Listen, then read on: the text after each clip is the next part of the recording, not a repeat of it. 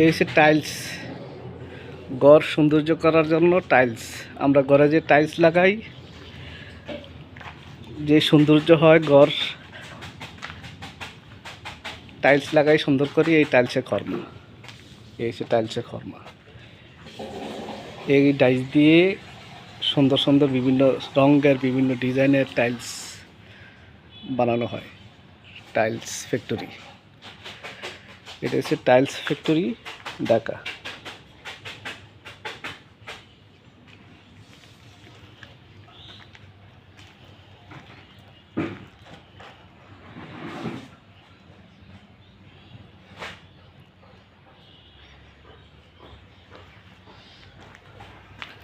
আমরা তো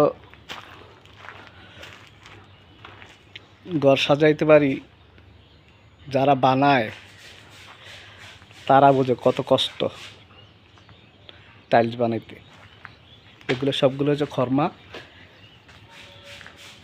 টাইলসের ডাইস। এই ডাইস দিয়ে তৈরি করা হয় বিভিন্ন ধরনের টাইলস।